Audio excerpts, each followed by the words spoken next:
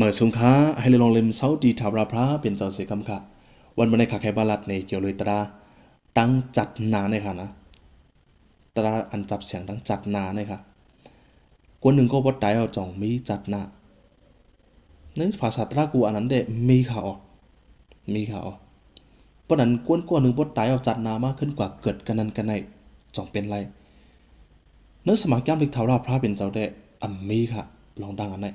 ก็กำมาบอกมาเขาข่าวปีน้องครียันยังหมดละข้อความมันในค่ะนะก็นั้นมาตายเกิดใน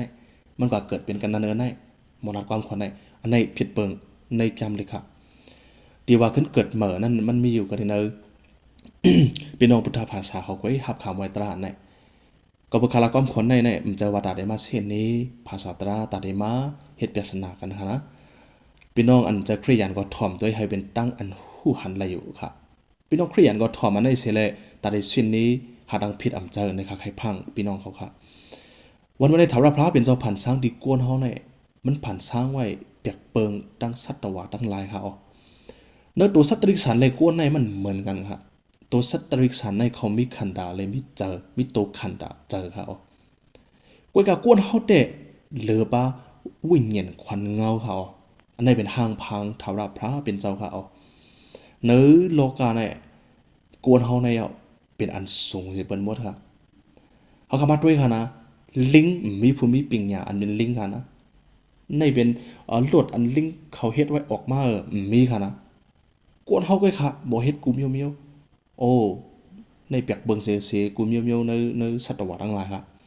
ก็นั้นกวนเขาในมีวิญญาณควันเงาอันพระเป็นเจ้าปันไว้เลยเขาก็ตายเอามาเกิดเป็นตัวสัตว์ตริสารมันเปลี่ยนไรค่ะนะปนบอกกวนตายก่อนแล้วขึ้นมาเกิดเป็นกวนอยู่ฮะเปลี่ยนไรเอาค่ะปนบอกตายก่อนเป็นเพียดเป็นผิวฮะเปลี่ยนค่ะเป็นเพียดว่าผิวนั้นรู้มีอยู่ค่ะก็ปือสังมันเป็นก็เปอร์วิญญาณหายค่ะคนสูงมานัดจื้อเป็นตะมันกลางเขาอันตกสมในมีในกำฝาในมีหูเฉียนหูล้านมันค่ะเขาฟ้ามตาเบิ้นเขาหยอกเลียนเบิ้นเนาะเขาหลอกเบิ้นเปิ้นด่าให้เปิ้นได้ผิดเปิงเสียนตั้งอันเดกว่าจูพระเป็นเจ้าอันจัดจังทาราพระเขาได้หยอกเลียนให้เปิ้นกวางอะไรจอมเขาค่ะวันหนึ่งพระเป็นเจ้าได้จีอย่างวิญญาณหายจะในไฟอะไรค่ะเขาก็ใครหยอกเลียนให้กวนตั้งหลายผิดเปิงในเสียนตั้งอันพระเป็นเจ้าหางแฮนเสกวางอะไรจอมเขาค่ะเพราะนั้นเพียรว่าสังวานี่มันเป็นวิญญาณหายเขาหยอกเลียนค่ะคนหนึ่งก็พดตายไว้แล้วมีตังสองเซียนไว้ค่ะเขาขาปีใจใจจึงหันเขาห้องไว้ความเนาะเบิ่งกวนในมีอยู่ตั้งสองเซียนในเขาขาดอะไรเงี้ยค่ะใจเขาเนื้อสมัยจำลิถาวราพระเป็นเจ้ารักเลยตั้งมีสองเซียนไว้ค่ะนั่นเป็นสังเมืองเสียงเมืองคำเมืองกลางเขาเมืองพระเป็นเจ้าเลดังเมืองอะไรค่ะไฟอะไรหนองไฟอะไรแต่ดิจีอย่างอเปียดกวนค่ะอเปียดกวนเขาเสียมก็ดิจีอย่างวิญญาณให้ทั้งสารันมานัดค่ะ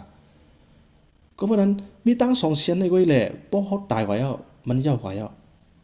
เขาคำมาด้วยในย้ำเขาตราสืบย้อนลูกกะตอน16หมาย19ถึง31เดือนหันลองตั้งสัตเทลงดังหลาสรุข้าสองก็ตายกว่าในวันเร็วกันเขา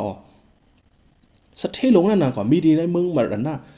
เมืองไฟลงมันใหม่โอ้มันขันเจอน่ะมันย้อนขว้างตาที่ขึ้นปอกมือเฮินขึ้นน่ะเละขว้างแล้วมือแล้วมันยานกว่ามันขึ้นย้อนขึ้นค่ะนะตาที่ขึ้นปอกมือขึ้นในเมืองกวนมือแล้วค่ะอันไหนเป็นตราเขาขาเป็นนกขยันหับไว้ในสมัครย่างในถาวรพระพอตายมันสุดเสียงกว่าหมดค่ะยังมือเขาตึกมีอสักลิบอยู่ในค่ะเป็นข้าวยามลีข้าวยามอันเดลเลือกพอตายได้กูจื้อในมันสุดเสียงไว้เขาขาเยื่ออันตีกดตีตายกว่านั่นเนาะห้องเจอเป็นฉากเจอเจ้าเขามาสิมาย้อนสู่ตอนดาเดฮอตเพียวตีลีเนี่ยเปลี่ยนไรค่ะนะอันนั้นในเฮ็ดผิดเบิงอ่ะเนี่ยเขาขาโมยเฮ็ดนะเหตุการณ์ที่กู้สตั้งลีวันปุ่นดาก็อันเชียงกำว่าดาเดฮอตเพียวตีลีงามเนี่ยมันเปลี่ยนไรค่ะนะอันนั้นมันเปลี่ยนไรเมื่อมันตึกอักซักลิบอยู่นั่นมันเลือกไว้เชียนตั้งอันไรมันดีกว่าตั้งอันนั้นไว้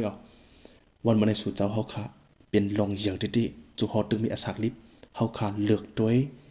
เขาขาวนด้วยเชียนตังเขาซื่อๆเนี่ยข้าใครรัดถึงพี่น้องเขากูก็ค่ะเขาพระเป็นเจ้าบันตั้งเลยมังลาดิพี่น้องเขากูก็เสกกำค่ะมาส่งค่ะ